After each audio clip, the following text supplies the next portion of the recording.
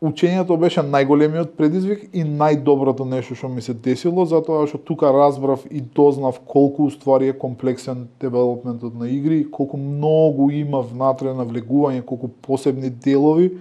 има за да се добие една игра.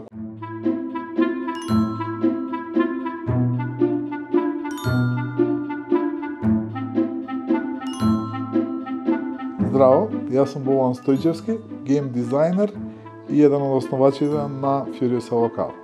Мојата љубов за видеоигри и правењето видеоигри почиња 1989 година со купувањето на мојот прв компјутер, Commodore 64. Тогаш сваќам уствари дека игрите се нешто што сакам да го правам, онака дека ми се најголема љубов, дека ми е нешто што најмногу ме фасцинира и како поминуваат годините, така се повеќе навлегувам во таа тема. После некое време сваќам дека ме интересираат и други работи во животот и се запишувам на политички студии на Штуловиот универзитет, каде што учам и стажирам и го работам тоа, но некако сваќам низ времето дека игрите ми се нераскинлив дел и дека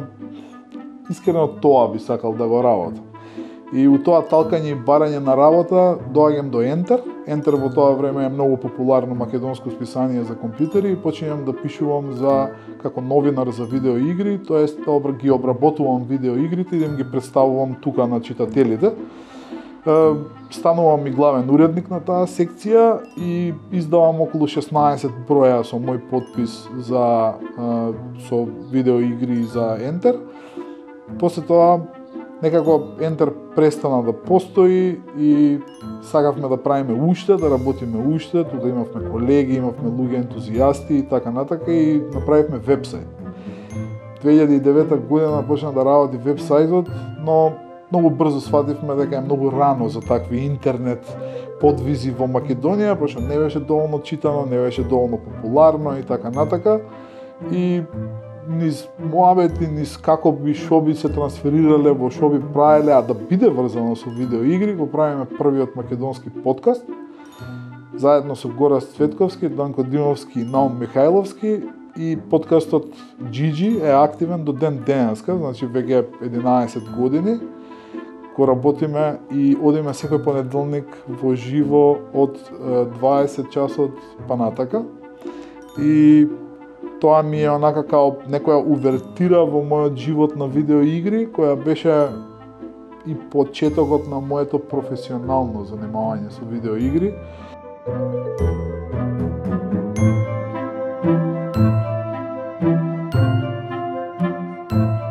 Додека почнавме со подкастот, негде во третата сезона не контактира една компанија која е направена од инвеститори од Данска и Македонија, а развиваат видеоигри, работат за Nintendo, ние знаевме кои се, знаевме многу за нив, пошто тоа ни е работа,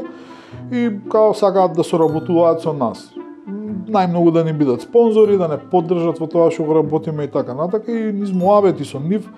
шо, како, зашто, сваќам дека има простор да се вработам кај нив и да учам game development од прво лице, тоест од луѓе што веќе со години го работат тоа и се школувани за тоа.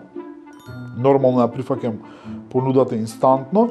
и почнувам од најдолниот дел на девелопментот за игри, а тоа е Quality Assurance или QA, каде што уствари ти само проверуваш игрите дали имаат багови, што се случува, како се случува, но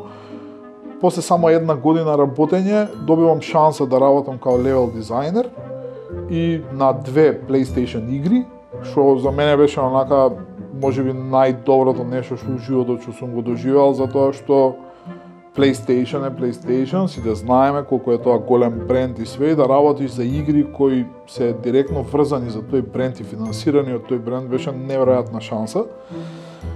Нормално дека одма почнав да работам. Учењето беше најголемиот предизвик и најдоброто нешто што ми се десило, затоа што тука разбрав и дознав колку уствари е комплексен девелопментот на игри, колку многу има внатре навлегување, колку посебни делови има за да се добие една игра, колку милиарда сегменти треба да се спојат во едно дело за да излезе и да можат луѓе да се забавуваат да го играат. работев тамо неколку години, ги завршивме проектите, беа супер успешни, беа за една платформа која беше да се играат игрите со употреба на мобилни телефони, тоа значи дека повеќе луѓе можат да дојдат одеднаш и да ги играат игрите без да имаат џојстици на PlayStation, што беше онака супер кул искуство.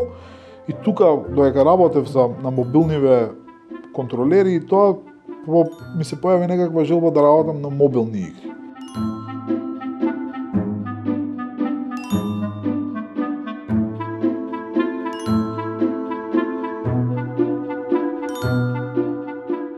Имаше едно студио во Македонија, се викаше Snowball, кој работеше на голем проект за мобилни игри и тамо работеа неколку мои блиски пријатели и ме викнаа да соработувам со нив. И одма исто ја прифатив шансата, почнавме да работиме, проектот беше супер успешен. Но некако секој ден кога идевме на работа, цело време гравитиравме на идејата дека сакаме наше студио, сакаме да работиме наши проекти,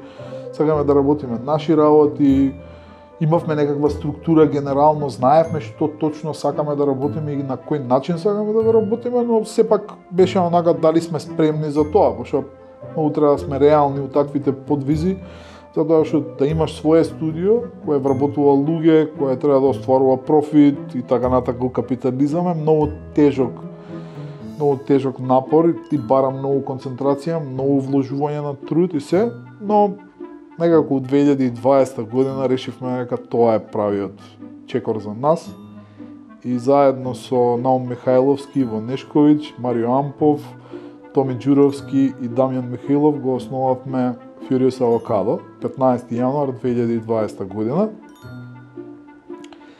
Работевме само неколку месеци во едно мало станче што си го направивме да биде канцеларија кај што седевме сите у една соба и правевме прототипови и пробувавме да ги продадеме на големи светски паблишери и све. И се појави тогаш ковид, отидовме сите по дома, почнавме да работиме од дома. Јуни, доаѓа месец, ние издаваме нашата прва и најуспешна игра, Тај Дај после една недела станува онака светски мега хит, тотално неочекувано од никого, дури од нашите партнери со кои издадовме играта. 46 држави прво место по даунлоуди, почињаат даунлоудите, почињаат шпекулациите, колку имаме, каок имаме, 50 милиони, 70 милиони, тука се надаваме овона, играта стигнува до 200 милиони даунлоуди и плюс, се уште е играна, се уште ја играат луѓе, ја симнуваат, бројката се зголемува и добиваме юникорн статус на апликација, што во принцип е нешто што е наше најголемо достигнување. Знаеш, као уште не бевме свесни дека го реализираме нашиот детски сон, да имаме наше студио за игри. Сега одеднаш ни се случува и ваков успех кој е нереален, мислам, и за многу луѓе, и за луѓе кои работат долго во индустријата. И сваќаме дека треба да си го прошириме студиото, пошто ние 6 души не можеме да работиме све. После некое време стануваме 13 луѓе.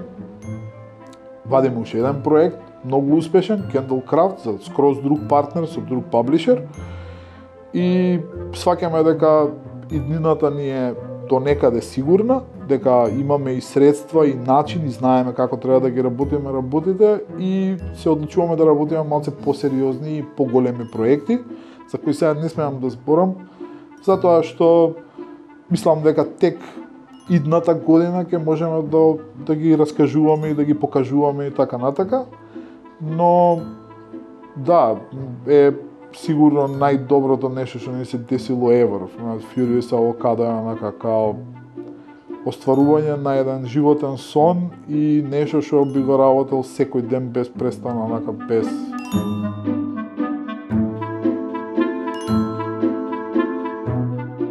Многу е битно да не се откажуваме од нашите сонешта.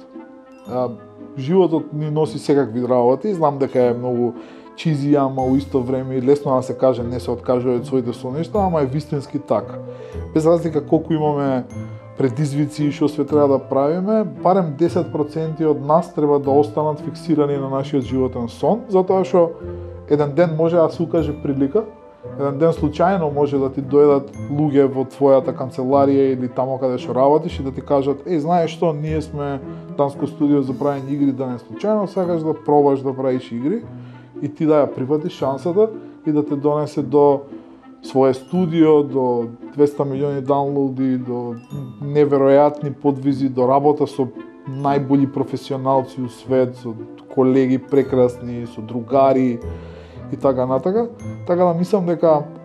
не би требало да се откажуваме од тоа што го сакаме. Океј е да го ставиме некогаш на мирување, океј е да знаеме дека треба да се прават и други работи во животот, ама кога ги ни се покаже шансата, небитно кога е, да ја искористиме максимално.